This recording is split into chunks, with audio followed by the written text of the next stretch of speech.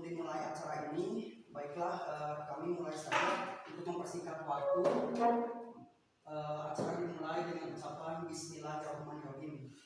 Ibu dan Bapak, di sini adalah yang akan dibahas mengenai diseminasi budaya positif. Ini ada beberapa hal yang akan dibahas di sini melalui hasil dari pembelajaran saya, yang mana ini nantinya mungkin bisa sebagai referensi atau diaplikasikan di dalam kegiatan aksi nyata sehari-hari dalam pembelajaran dan di dalam kelasnya juga dan di dalam kegiatan-kegiatan yang lainnya. Nah, kali ini yang akan dibahas oleh saya yaitu serangkaian acaranya adalah sebagai berikut.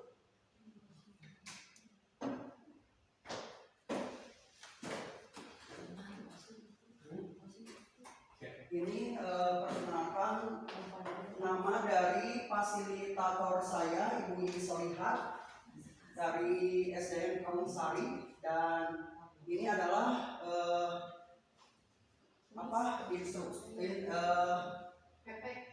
yang fasilitator itu, yang instrukturnya Ibu Umi. Nah, kali ini adalah serangkaian acaranya dalam kegiatan diskusi kita, yaitu hasil dari pembelajaran saya yang tadi ya seperti dalam susunan acara. Yang pertama pembukaan sudah tadi dilakukan. Kemudian di sini ada sharing tentang budaya positif, di mana di sini ada beberapa materi yang akan saya sampaikan hasil dari saya mengikuti program guru penggerak. Nah, di sini diantaranya adalah mengenai disiplin positif dan nilai-nilai kebajikan universal, kemudian teori motivasi, hukuman, penghargaan, dan restitusi, kemudian kebutuhan dasar manusia dan dunia berkualitas. Nah, yang selanjutnya adalah restitusi dan 5 posisi kontrol, kemudian restitusi atau segitiga restitusi, yang mana kelanjutan dari yang tadi ya, restitusi yang tadi.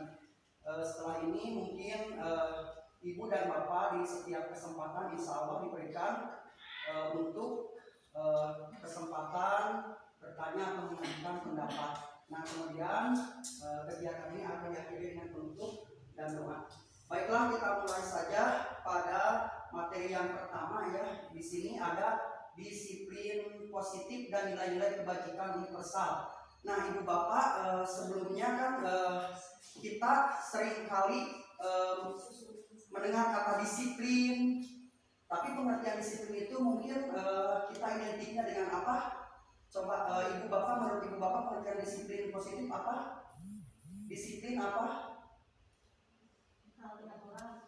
Disiplin adalah misal ya ketaatan ya, dan mungkin juga peraturan dan sebagainya. Dekatnya mungkin identiknya kita dengan kata-kata yang seperti itu. Padahal disiplin di sini adalah yang akan dibahas kali ini adalah disiplin positif, di mana disiplin positif ini berhubungan dengan kepatuhan kita akan sesuatu aturan ya yang telah ditetapkan, yang mana kepatuhan tersebut adalah dengan atas dasar kesadaran diri sendiri ya, dari kepatuhan. Nah, di sini untuk menentukan ada juga yang namanya di dalam disiplin positif juga kita karena melakukan perilaku kedisiplinan juga atas dasar nilai-nilai kebajikan universal yang tertanam pada diri kita, sehingga kita melakukan disiplin bukan hanya ada motivasi intrinsik dari luar ya. Misalkan kita melakukan disiplin datang tepat waktu, kita disiplin mengumpulkan tugas tepat waktu ya, itu datangnya bukan karena motivasi dari luar, mungkin karena takut dengan guru, kita datang terlambat, takut dihukum atau apa dan sebagainya. Padahal itu adalah sesuatu aturan ya peraturan yang ada, tapi itu atas dasar harusnya munculnya dari dalam diri kita sendiri, sebagai tanggung jawab kita sebagai seorang guru ya, dimana kita sebagai model ya guru, mungkin kita kita sebelum mendisiplinkan anak, mendisiplinkan diri kita sendiri dan juga menanamkan nilai-nilai kebajikan dari perilaku kita sehari-hari ya terhadap anak, supaya anak juga mungkin akan menuruti dan menanamkan sifat-sifat disiplin tersebut. Nah, yang selanjutnya ada juga yang namanya teori motivasi, hukuman, penghargaan, dan restitusi. Nah, orang melakukan motivasi karena apa? Mungkin tadi juga ya ada menurut tadinya. Nah, menurut itu teori dalam kita melakukan motivasi ya, ada yang berasal dari luar dan ada juga yang berasal dari dalam. Contohnya motivasi dari luar yang tadi itu mungkinnya dari peraturan kita takut dihukum, atau kita mungkin takut mendapatkan nilai yang tidak baik dan sebagainya ya. Ini kalau ya. Ya.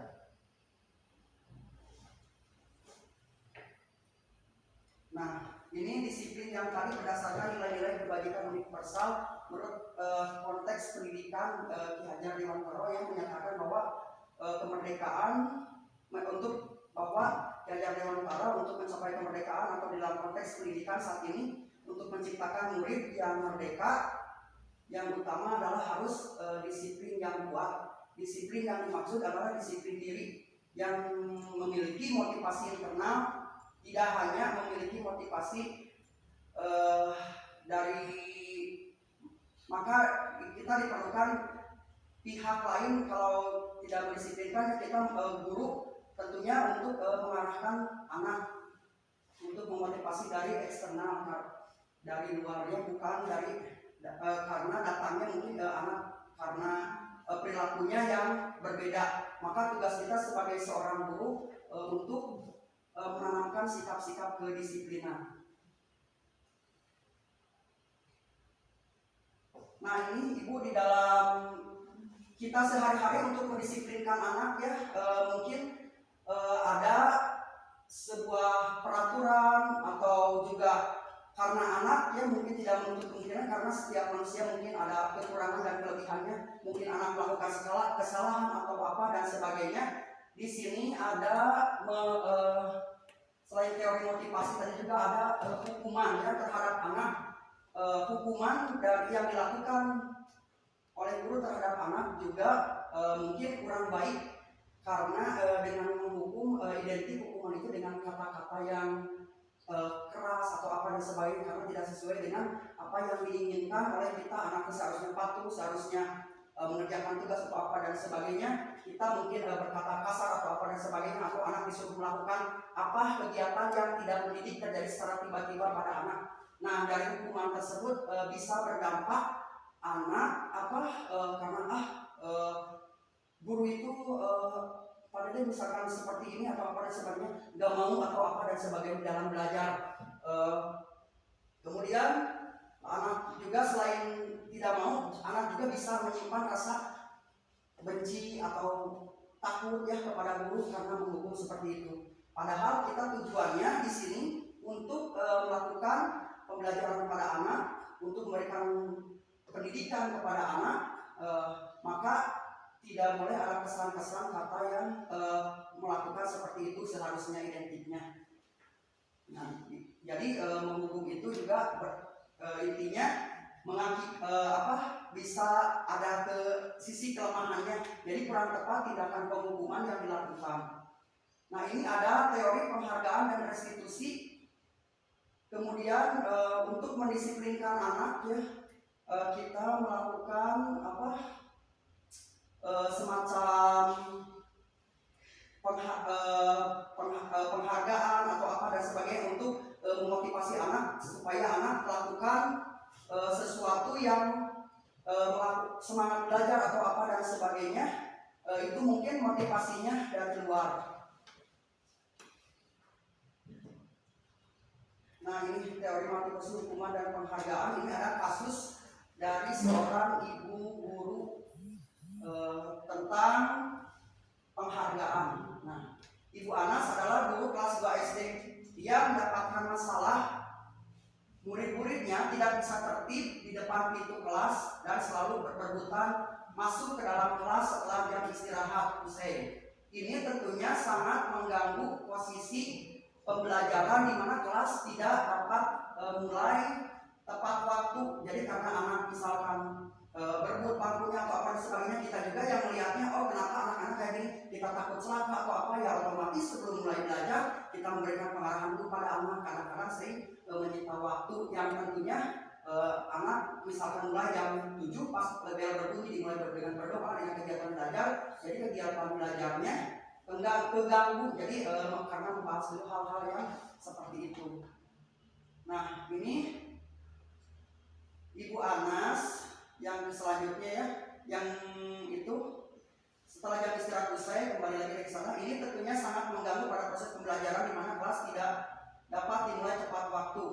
Ibu Anas sibuk menenangkan murid-muridnya untuk waktu yang cukup lama. Akhirnya Ibu Anas berpikir cepat dan mengandalkan stiker bintang. Setiap murid-muridnya akan masuk kelas usai jam istirahat. Bu Anas akan mengiming-imingi muridnya dengan stiker bintang. Siapa yang dapat berdiri lurus dan berbaris rapi, antri di depan pintu dapat bintang dari Bu Anas. Sebagian besar murid-muridnya menyambut tantangan tersebut dan langsung berdiri rapi di depan pintu agar mendapatkan stiker bintang.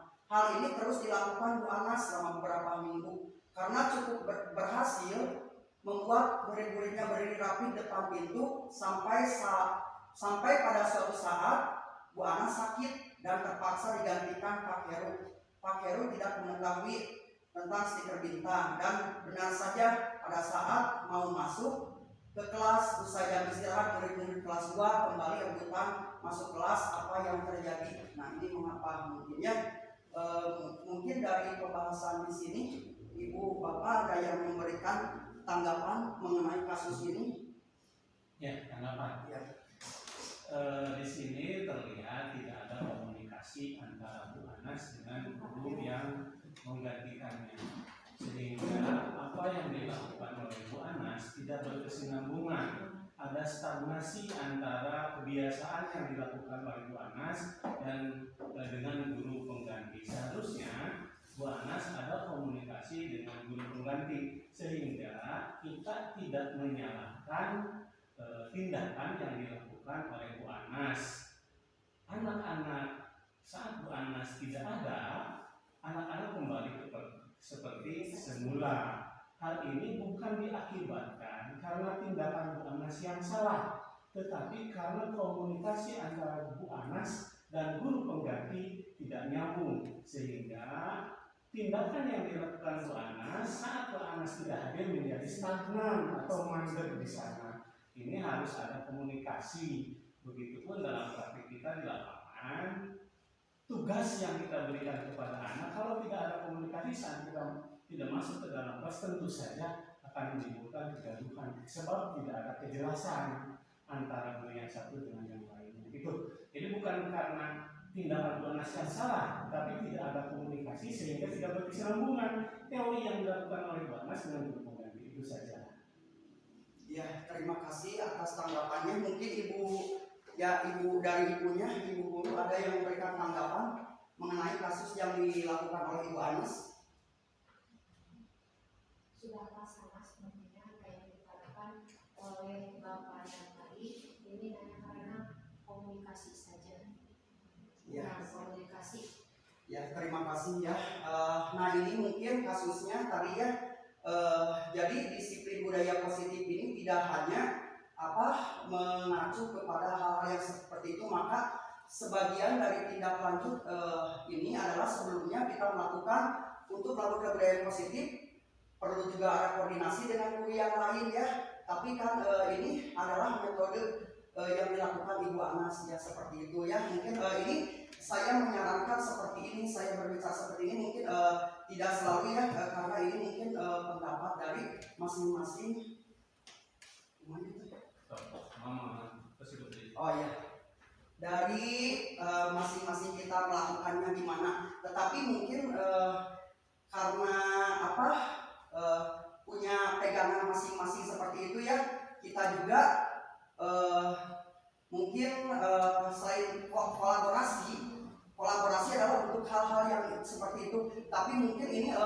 membutuhkan waktu yang lama mungkin untuk praoperasi dan sebagai apa, tetapi ini Bu Anasnya sakitnya mungkin secara tiba-tiba.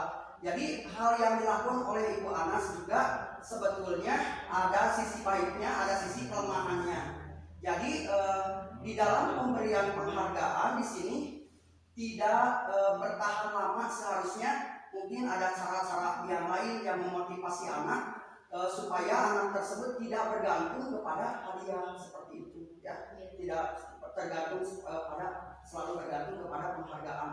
Jadi nanti akan ada kelanjutannya untuk mendisiplinkan anak supaya anak menjadi disiplin seperti yang kita harapkan. Mungkin ada cara-cara yang akan dibahas di sini. Jadi seharusnya yang dilakukan Ibu Anas adalah mengarahkan anak untuk selalu disiplin rapi. Ada caranya yaitu dengan kelanjutannya yang tadi membuat kesepakatan kelas nanti akan dibahas oleh Ibu Anas. Ya, mungkin ada yang lainnya. Ada yang lainnya yang memberikan tanggapan. Jika tidak ada, ini kita akan melanjutkan kepada kebutuhan dasar manusia dan dunia berkualitas. Jadi di dalam ini berhubungan dengan pembelajaran. Saat kita melakukan pembelajaran, jadi setiap manusia mempunyai kebutuhan dasar dan dunia berkualitas, di mana kebutuhan dasar tersebut menurut Dian Gosen diantaranya ada kebutuhan dasar makan dan minum dan sebagainya, kemudian ada penghargaan, ada pengakuan diterima untuk diterima dan menerima, ya. Kemudian kebutuhan dasar yang lainnya yaitu kebutuhan dasar akan kebebasan dan sebagainya. Baiklah, ini secara singkat ya, seorang anak mungkin belajar di dalam kelas, tugas-tugasnya kita memberikan materi atau apa dan sebagainya. Jadi di dalam setiap materi, di dalam setiap pemberian materinya beda, mungkin judulnya beda. Kita tidak selalu monoton dalam gaya yang seperti itu. Mungkin kita materi menggambar, misalkan boleh anak menggambarnya di luar atau dengan kegiatan apa. So, anak juga butuh kebebasan. Kemudian anak juga butuh rasa diterima oleh orang lain, tidak minder atau apa dan sebagainya dalam melakukan di dalam kelas, supaya belajar anak itu tenang mendapatkan pelajaran. Jadi di dalam kebutuhan dasar manusia itu mungkin ada kita sebagai seorang guru, ya, baik lama atau maupun apalagi sudah bertahun-tahun, kita unik mungkin menemukan karakteristik anak yang bagaimana, ya. Karakteristik anak yang bagaimana di dalam kelas. Ada misalkan anak-anaknya haki wainya diajari atau apa, ya mungkin kita harus melakukan satu tindakan penyelidikan apa penyebabnya. Dari sana kita bisa mengetahui apa yang harus kita lakukan untuk memenuhi kebutuhan dasar anak, supaya anak tidak bersikap seperti itu, mau mengikuti pembelajaran dengan penuh gembira, dengan semangat yang seperti itu. Nah, kemudian ini yang selanjutnya ini ada restitusi dan posisi kontrol.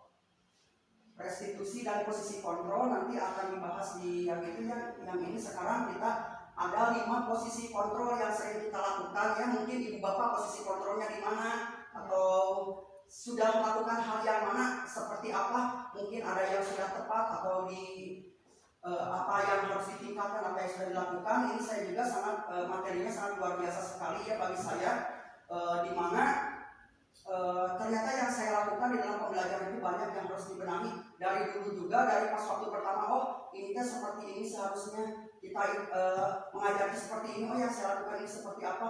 Saya menemukan hal-hal yang baru, alhamdulillah, selama mengikuti kegiatan guru penggerak. Nah, ini ibu bapak sekedar masih tahu atau mengingatkan kembali, tapi mohon maaf, ya, ibu bapak sudah tahu, mungkin ini sudah sangat mahir atau apa dan sebagainya, sangat mengetahui sekali. Ini 5 posisi kontrol yang mungkin pernah kita lakukan. Yang pertama adalah posisi kontrol menghukum.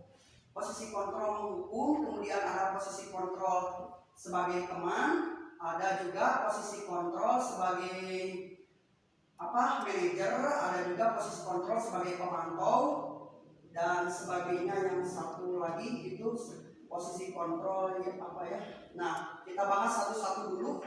Posisi kontrol yang pertama yaitu menghukum. Tindakan yang kita lakukan yaitu menghukum anak, ya. Mungkin anak melakukan kesalahan, tadi juga sudah dibahas sebetulnya, dilewat aja, seharusnya tidak boleh seperti itu karena ada sisi kelemahan dari tindakan kita melakukan hukuman terhadap anak. Nah, ini menghukum kemudian membuat anak merasa bersalah.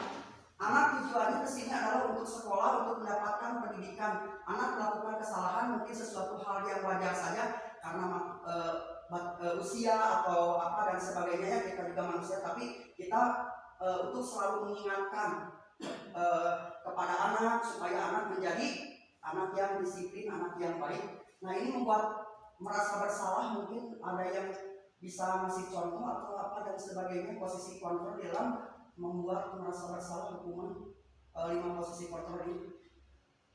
Mungkin Bapak Ibu juga sudah pernah melakukannya. Mungkin merasa bersalah pada anak, misalkan seperti ini.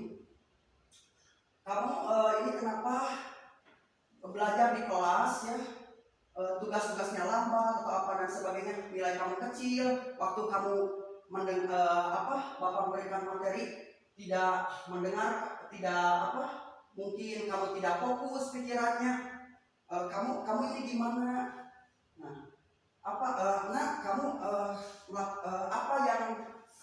Nah, ini Bapak merasa malu sekali kamu nilainya kecil. Nanti kalau orang tua kamu nanya kepada dia, gimana anaknya di sekolahnya, baik apa tidak, nilai pintar apa tidak, kadang-kadangnya orang tua seperti itu, bagus apa tidak, Bapak harus jawab apa. Terus Bapak ini kan ini laporan, ini nilainya, nilai kamu kecil, ini dilaporkan kepada sekolah. Kepala sekolah akan kepada gurunya kembali, kepada Bapak kembali mengasih tahu kenapa ini anaknya nilainya kecil atau dan sebagainya. Kamu tidak kasihan sama Bapak. Nah, dari sini anak juga bisa timbul merasa bersalah seperti itu, ya. Sehingga merasa bersalah ini juga di dalam posisi kontrol ini mungkin ada sisi kelemahannya, ya. Mungkin anak merasa dengan seperti itu, merasa aku melakukan hal ini, aku melakukan hal ini, saya malu sama Pak Dede atau dan sebagainya, kumaha. Nah, itu memang juga bagus, ya, anak jadi kapok atau dan sebagainya. Tetapi di dalam mengikuti pembelajaran pas waktu seperti itu, ketika setelah memberikan itu, anak bisa jadi kepikiran, itu kebayang-bayang sampai di rumah. Seharusnya anak mengikuti pembelajaran dengan laik, dengan gembira, ya, seperti itu. Nah, ini juga mungkin ada sisi kelemahannya. Nah, ini posisi kontrol sebagai teman. Contohnya seperti apa yang ibu lakukan? Mungkin ada ibu juga pernah menindaklanjuti anak dengan melakukan pendekatan kita sebagai guru kepada kita sebagai guru dan juga anak, ya, dengan posisi sebagai teman saat melakukan kesalahan atau dan sebagainya. Contohnya misalkan seperti begini, kalau posisi kontrol sebagai teman. Nah, kamu kenapa kesiangan? Saya bangunnya gak ada yang bangunin. Nah, kenapa gak ada orang tua kamu kemana? Atau siapa yang bisa membangunkan kamu? Ya, mungkin anak itu, mungkin ada kakak atau dan sebagainya menjawabnya, ya. Misalkan kita melakukan pendekatannya dengan dari hati ke hati, itu mungkin sebagai teman, kamu kegiatan ini tidak boleh tidak boleh diulangi lagi, ya. Nah, nanti ini kamu terlambat, biar Bapak absen kamu yang bereskan hari ini, kamu dianggap hadir. Silakan mengikuti pembelajaran, tapi jangan diulangi lagi, ya. Nah, gitu. Tapi kadang-kadang sebagai posisi kita sebagai teman ini dilakukan, ada anak lalu karakter anak itu beda-beda. Mungkin ada abi keberangan ku bapaknya mereka bagus terpisah, tapi kebayang ada karena dicarekan di keberangan dewe gitu. Nah, jadi anak teh ada kelemahan juga. Nah, ini di dalam melakukan posisi seperti itu juga mungkin agak kurang tepat ya, bukan berarti tidak tepat. Jadi karena melakukan sesuatu cara apapun kita seharusnya untuk mendisiplinkan anak dengan cara-cara yang baik. Kalau ini pemantau mungkin kita telah membuat tata tertib di sekolah, mungkin ya ada tata tertib di sekolah. Kalau pemantau, kamu ini kenapa baru datang sekarang udah jam berapa? Jam 7:10. Kamu terlambat berapa menit? Misalkan kamu terlambat 10 menit. Kan peraturannya jam berapa belajarnya? Masuk jam 7 belajar itu. Seperti itu. Ada semacam kontrol, kita mengingatkan kepada anak dengan peraturan-peraturannya. Oh iya.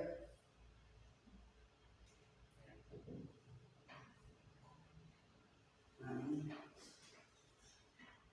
Kemudian posisi yang kelima adalah manager. Manager itu posisi kontrol manager yang kita lakukan, mungkin melakukan anak ketika melakukan suatu kesalahan, maka kita arahkan kepada anak, kita mengarahkan kepada anak mungkin melakukan kesalahannya apa dan sebagainya. Kita tanggapi kepada anak, kamu melakukan hal ini ya juga salah, tetapi dengan cara begini, sikap kamu begini atau apa dan sebagainya, kamu ini menurut kamu benar apa tidak? Nah ini mungkin mungkin kata anak itu tidak benar, tapi anak itu disuruh untuk di dalam proses manajer ini menemukan kesalahannya, kemudian anak itu atas kesadaran dari diri sendiri mengakui mengakui kesalahannya, memperbaiki, mau memperbaiki kesalahannya. Dalam manajer ini kita diarahkan supaya anak mau memperbaiki kesalahannya dengan cara sendiri, dengan menemukan caranya sendiri. Misalkan kamu ini seperti ini, menurut kamu tidak baik, lalu apa yang harus kamu lakukan supaya kamu baik, supaya kamu tidak melakukan kesalahan ini? Oh iya, mungkin misalkan anak harus ini kata anak. Oh iya, mungkin tidak akan kamu tepat sekali kepada anak, mungkin tolong untuk dilaksanakan. Jadi anak itu dengan aku cara seperti ini, tindakannya mungkin melakukan hal itu, aku harus seperti ini dan sebagainya. Jadi kepada anak tolong untuk dilaksanakan. Jadi anak akan melaksanakannya. Nah ini ibu dan bapak mungkin di sini ada yang mau memberikan tanggapan. Ini mungkin kita sering melakukan posisi kontrol, tapi kita melakukannya di posisi yang mana, gitu ya. Tapi ini kembali lagi kepada diri kita masing-masingnya, bagaimana mendisiplinkan anak ini sebagai hanya pembelajaran dari saya yang dapatkan di sana. Ibu juga mungkin ada yang memberikan tanggapan.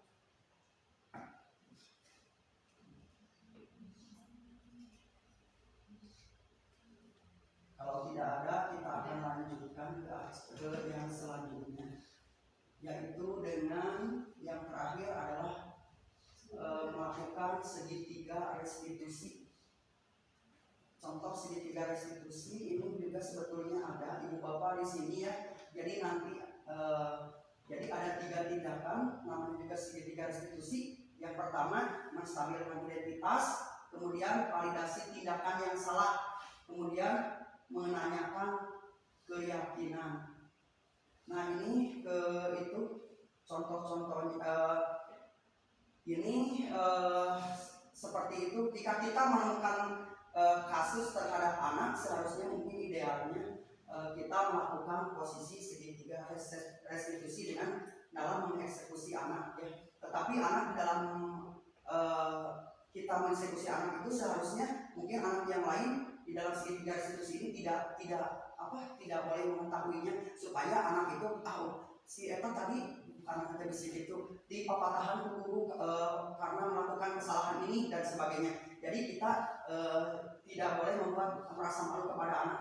Tadi kalau menghukum kadang-kadang kita suka spontan aja, berhenti, kamu ini kenapa gak naik untuk di kelas teh, teteh gak naik. Misalkan ada anak yang di atas dan normal gitu ya, mungkin sebagainya. Nah itu, jadi kita sekarang akan ke posisi segitiga restitusi. Yang pertama menstabilkan identitas, validasi tindakan yang salah, kemudian menanyakan keyakinan. Jadi menstabilkan identitas itu kita kepada anak angkat dulu masalahnya apa, kita anak itu masalahnya apa, mungkin supaya dikemukakan, supaya menceritakan hal yang sebagainya. Tetapi setelah itu kita berikan tanggapan kepada anak, berikan misalkan anak telah melakukan kesalahan dan sebagainya, misalkan mengungkapkan ini yang kayak gitu tadi disebutnya masalahnya. Jadi kita itu mungkin ya wajar saja kamu melakukan hal itu ya kepada anak juga. Tapi di dalam melakukan kesalahan, dalam melakukan hal yang seperti itu, mungkin dalam melakukan itu kamu wajar melakukan hal seperti ini, bapak pun juga sama, itu manusiawi. Tetapi kita validasi di sini, validasi ada hal kita validasi di sini. Tapi kamu melakukan hal ini, menurut kamu baik apa tidak? Yang enggak lah, kamu melakukan hal seperti ini menjadi orang yang pemarah, bagus apa tidak? Tidak, mungkin kata anak dan sebagainya. Jadi kayak gitu. Divalidasi di sini, kita validasi setelah anak mengungkapkan seperti itu. Kamu apakah ketika kamu sama teman kamu terlempari benda itu, mungkin kamu balas melempari lagi apa tidak? Nah, kita validasi tindakannya. Tidak, ya bapak hargai keputusan kamu yang tidak membalasnya. Kamu sudah baik, nah sekarang tapi tindakan yang kamu lakukan tadi salah, kita eksekusi. Coba kamu keyakinan apa yang harus kamu lakukan untuk membuat keyakinan apa yang harus kamu lakukan untuk membuat anak supaya memperbaiki kesalahannya. Misalkan keyakinan misalkan, pas saya melakukan hal ini saya melanggar nilai toleransi, misalkan toleransi yang tepat sekali. Lalu apa yang harus kamu lakukan untuk seperti itu? Pas saya akan misalkan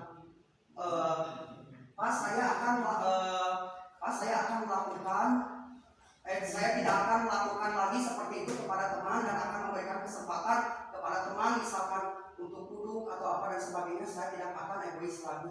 Nah, seperti itu. Jadi anak yang menemukan masalahnya sendiri, anak yang memanage kesalahannya sendiri, mengetahui apa dan mengetahui cara perbaikannya, cara memperbaikinya.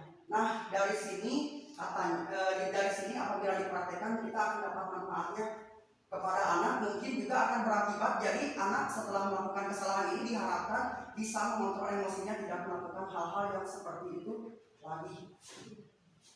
Dalam segitiga restitusi, ada yang mungkin di sini ada yang memberikan tanggapan atau apa dan sebagainya mengenai hal ini. Jika tidak, kita akan melakukan akan membahas tentang kesepakatan kelas. Dari hasil yang ini akan ada kesepakatan kelas dan nilai-nilai keyakinan kelas. Sampai mohon dijelaskan untuk restitusi. Sebab restitusi kalau tidak salah menurut pengertian artinya ganti rugi. Kenapa restitusi dimasukkan ke dalam budaya positif? Apa pengertian restitusi di sini? Sebab arti secara harfiah restitusi adalah ganti rugi. Ya. Nah, di sini tadi sebetulnya tidak dibahas sampai tuntas. Ya, mungkin tadinya mau dicontohkan waktu membuat kesepakatan kelas di sini. Jadi restitusi itu adalah penggantian rugi, kata bapak ya, betul, tepat sekali apa yang dilakukan. Di sini anak divalidasi untuk memperbaiki kesalahannya. Anak menemukan solusinya untuk menemukan masalahnya. Lalu ini teman kamu misalkan kata ini teman kamu ini terluka karena kamu melemparnya seperti itu. Apa yang harus kamu lakukan untuk itu? Untuk supaya dia tidak seperti itu. Mungkin saya akan anak itu mempertanggungjawabkan dari hasil perbuatannya, yaitu misalkan kamu seperti ini, dari bapak seperti ini mengobatinya atau apa dan sebagainya ya. Mungkin dia bisa melakukan kepada orang tuanya untuk minta maaf atau ada apabila ada ya pengobatan pembiayaan seperti itu, mungkin anak juga bisa menggantinya. Ya seperti itu ada yang harus diganti. Ya tadi yang kelanjutannya orang Sunda itu memang kata orang lain baik atau apa dan sebagainya. Ketika orang lain melakukan kesalahan atau apa dan sebagainya, misalkan kita anak misalkan saya pinjam pensil warna, tapi pensil warnanya itu misalkan habis atau rusak atau karena apa dan sebagainya di serutan mungkin ada ya apa aja yang mungkin masalahnya, ada misalkan pensilnya jadi rusak atau apa dan sebagainya. Ya udah aja ini kan pensil bapak, misalkan ya udah aja kepada anak-anak misalkan pinjam pensil, ya udah aja kamu nggak usah itu ya nggak apa-apa ini kamu mematahkan pensil atau apa dan sebagainya, merusak pensil mungkin ya. Nah padahal yang seharusnya seperti itu tidak boleh dilakukan. Itu katanya kurang mendidik anak, kurang membuat anak menjadi disiplin untuk kedepannya kalau melakukan kesalahan seperti itu. Jadi di dalam sekolah ini kita memberikan pelajaran seharusnya anak memperbaiki lagi, mengganti, bisa dengan mengganti atau dengan caranya yang bagaimana, apa seperti itu ya Pak. Yang mungkin di sini yang dimaksudkan penghargaan. Itu menyadari kesalahannya, Ya, dia bertanggung jawab kan kesalahannya. Yang dimaksud dari itu sini mungkin itu ya Pak lagi kesana larinya. Mungkin seperti itu Pak, betul? Ya mungkin ya seperti itu. Waktu saya juga waktu pertama ini kan Bu ya mengusulkan ke Ibu, Bu saya mau ada diseminasi budaya positif seperti ini apa dan sebagainya yang akan dibahas materi ini. Ibu juga sudah mengetahui, sudah menyebutkan kepada saya posisi ganti rugi atau apa dan sebagainya. Saya mengarahkan sedikit, mungkin Ibu juga nyambung ke Ibu, walaupun Ibu tidak mengikuti guru penggeraknya, tapi Ibu mungkin mengajarnya lama, Ibu mungkin masalah kompleks pada anaknya yang ditemukan oleh Ibu selama Ibu mengajar udah lama. Ibu juga melakukan tiga restitusi, Ibu juga pernah mengungkapkan pada saya ada masalah anak yang waktu itu bertengkar narik baju, kancing baju. Ya, tapi di sini dalam tiga restitusi setelah anak disuruh memperbaiki kesalahannya atau apa dan sebagainya, anak juga disuruh mengganti ganti ruginya dengan cara apa, Ibu katanya juga dengan memperbaikinya dengan cara menjahitnya kembali kancingnya seperti itu. Mungkin ada yang ditanyakan di sini. Kalau tidak ada yang dilaksanakan, kita akan melakukan tindak lanjut kepada membuat keyakinan kelas, dan sebelumnya dari keyakinan kelas itu akan adanya kesepakatan kelas dalam belajar. Jadi kesepakatan kelas dalam belajar karena kita ada guru agama, ada guru muatan pelajaran yang lainnya, mungkin kepada anak juga ditekankan kesepakatan ini tidak hanya berlaku sama Pak Dede, tetapi berlaku untuk semua guru, untuk semua kebaikan di sini. Misalkan seperti itu. Nah di sini cara-cara kita membuat kesepakatan kelas sudah mungkin Ibu sudah sering ya setiap tahun, mungkin ini tidak usah dibahas ya, kesepakatan kelas atau perlu. Tidak apa-apa dibahas dulu. Ya. Ini membuat kesepakatan kelas misalnya. Ini kebetulan tahun ajaran baru ya, kemarin kita membuat kesepakatan kelas. Jadi sebelum anak belajar itu supaya anaknya nurut, mungkinnya alhamdulillah karakter anak tidak sama, mungkin ada anak yang baik atau mungkin ada karakter anak yang harus kita dibenahi ya. Jadi yang supaya kita lebih menurut perlu adanya kesepakatan kelas. Oke anak-anak, hari ini murid di kelas selamat datang di kelas 3. Hari ini belajarnya sama Ibu ya, Ibu guru kelas 3 atau Ibu guru kelas 4, Bapak guru kelas 5 atau apa dan sebagainya. Kita untuk ketertiban kelas perlu adanya kesepakatan kelas. Misalkan ini contohnya. Jadi kesepakatan kelas ini anak mengajukan diarahkan untuk mengajukan beberapa kesepakatan yang dia sepakati supaya di dalam pembelajaran ini berjalan tertib baik di luar maupun di saat sekolah. Jadi yang melakukan anak yang membuatnya, dan yang menjalankan juga anak. Dengan begitu anak tidak akan merasa terpaksa karena dia kan yang membuatnya. Anak ketika melakukan kesalahan, kamu kenapa seperti ini? Kamu kan sudah sepakat, udah janji sama Ibu, udah diucapkan dan sebagainya ya. Jadi anak itu mungkin akan mengingatnya kembali, akan mudah mengingatnya kembali kalau kita membuatnya sendiri, membuat kesepakatan sendiri, ketimbang kita membuat anak-anak ini peraturannya ya, kamu baca, kamu telaah, kamu hafalkan, kamu laksanakan. Mungkin anak juga ya ada semacam apa ya di dalam mengingatnya, mungkin di dalam mengingatnya anak akan lebih mudah mengingat peraturan yang dibuat oleh anak-anak sendiri dibanding dengan ajuan dari kita kepada anak. Seperti itu. Misalkan ini kesepakatan kelas. Oh, ini ada ajuannya, ini dari contohnya saya juga mau membahas. Mungkin di sini ada nilai kesepakatan kelas dan nah ini hasil dari kesepakatan kelas di sini. Kesepakatan kelas. Para siswa dihimbau untuk datang tepat waktu. Nah ini siswa akan datang untuk tepat waktu, mungkin menerapkan aturan piket sesuai dengan aturan kelas yang berlaku, saling menghormati. Misalkan ini hasil dari ajuan anak. Nah dari kesepakatan tersebut kita munculkan nilai-nilai keyakinan dari poin-poin ini. Misalkan datang tepat waktu. Datang tepat waktu itu nilai-nilai kebajikannya apa? Coba untuk nilai apa? Datang tepat waktu berarti apa? Mungkin disiplin di antaranya. Disiplin kalau datang tepat waktu ya. Nah ini menerapkan aturan piket sesuai dengan aturan kelas apa? Nilai kebajikannya. Nilai menerapkan aturan piket sesuai dengan aturan yang ada di kelas.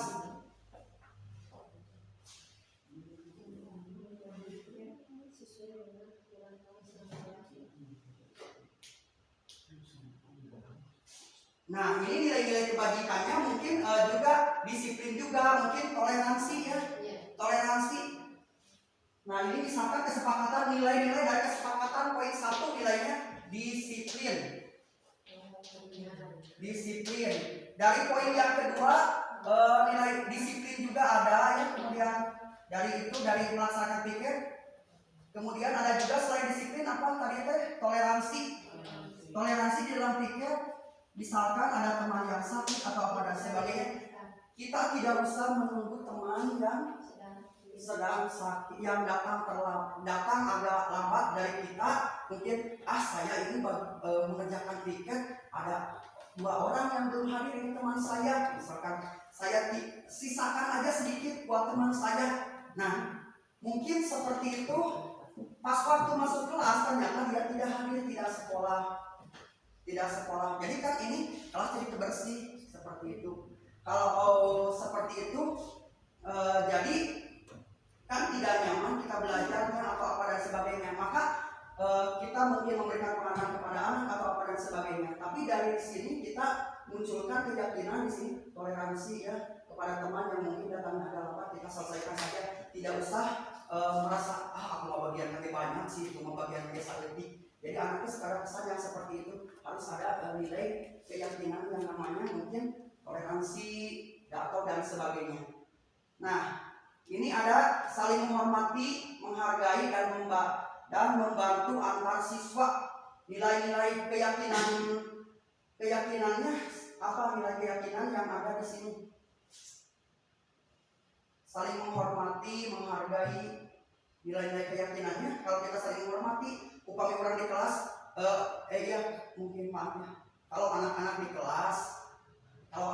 di kelas mungkin suasananya saling menghormati, saling menghargai, saling membantu antar siswa. Nilai keyakinannya apa? Coba. Nilai keyakinan yang akan dimunculkan di sini adalah membantu antar siswa, menghormati dan menghargai. Mungkin nilai-nilai keyakinannya adalah ketertibannya, keteraturan. Mungkin anak yang apa? Anak yang apa ya, kalau kita menghormati di dalam kelas, saling menghargai, toleransi juga dari sini bisa dimunculkan. Nah dari sini dari sini kita bisa memunculkan nilai keyakinan kelas akan ada. Di samping kesepakatan kelas ada juga keyakinan kelas. Ya, namanya ini langsung penjelasan itu ya. Keyakinan kelas. Nah, ini nilai keyakinan kelas ini, misalkan keyakinan kelas ini, misalkan keyakinan kelas yang terlibat kita bahas, yang sudah ada kita ini aja. Ya, jadi kami adalah anak kelas 5, anak yang disiplin, toleransi, saling menghargai, saling menghormati. Mungkin itu nilai keyakinan kelasnya. Nah, keyakinan kelas itu bisa kita ucapkan bersama-sama, bisa untuk janji siswa, supaya siswa mengecamkannya, supaya siswa mau menanamkan nilai-nilai keyakinan tersebut. Nah, Ibu Bapak, mungkin ada yang dibahas di sini, ada yang perlu ditanyakan, atau kalau tidak ada kita akhiri saja ya dari diseminasi budaya positif ini, dari sering diseminasi budaya positif ini. Nanti di lain waktu kita akan membuat jadwal kolaborasi untuk membuat kesepakatan dan keyakinan ya, yang mana tapi terserah Ibu Bapak ini. Ibu Bapak mau membuatnya di kelas juga, Ibu Bapak mungkin harus membuat ini ya, nilai kesepakatan kelas dan keyakinan kelas nanti diketik, ditempel itu, atau apa perlu juga ini mungkin membuat keyakinan sekolah supaya anak tertib buat semuanya. Jadi sebagai tindak lanjutnya nanti kita akan diskusi lagi, kolaborasi lagi untuk membuat poin-poin apa yang harus dilaksanakan untuk terciptanya budaya positif di sekolah. Program-programnya apa? Program-program yang sudah dilaksanakan mungkin apakah ada yang perlu diperbaiki atau perlu ditingkatkan dan sebagainya. Apa program di sini sudah cukup atau tinggal bagaimana kita memanagenya, atau kita bisa melakukan ada lagi kegiatan-kegiatan yang baru untuk pembiasaan diri, misalnya supaya anak terciptanya anak yang disiplin positif di sekolah dan di lingkungannya gitu, Bu. Nah, dari sini mungkin ada yang ditanyakan. Oh ya, jika tidak ada mungkin kita akhiri aja di sharingnya hari ini ya. Tadi ada beberapa pertanyaan ya mengenai budaya positif. Jadi budaya positif itu tujuannya adalah untuk menciptakan iklim positif, iklim yang baik di sekolah dari segi perilaku anak yang bagaimana, yang perilaku anak yang baik, kemudian membuat program-program yang yang mengarahkan anak kepada disiplin positif dan melakukan pemanajemen, pengaturan atau penataan apa yang harus dilakukan supaya anak untuk menjadi anak yang disiplin. Nah, untuk yang selanjutnya sesuai dengan kesepakatan yang tadi yang kita akan berkolaborasi lagi. Nanti akan dibuatkan jadwal lagi untuk membuat program-program tersebut. Seri kali ini dicukupkan sekian. Mohon maaf ini ya, saya mungkin penyampaiannya ini kata-kata juga mungkin sering kali ya tidak sesuai dengan Ibu Bapak mungkin, atau kata-kata yang tidak dimengerti atau dipahami. Mohon maaf ini dari saya. Mungkin apabila ada hal-hal yang baiknya itu dari Allah, kita sebagai guru untuk selalu memperbaiki diri, melakukan kompetensi yang meningkatkan kompetensi kita supaya supaya kita melakukan pendidikan terhadap anak tersebut menjadi berhasil. Ya, terima kasih. Saya akhiri saja. Billahi taufiq wal hidayah. Wassalamualaikum warahmatullahi wabarakatuh. Waalaikumsalam.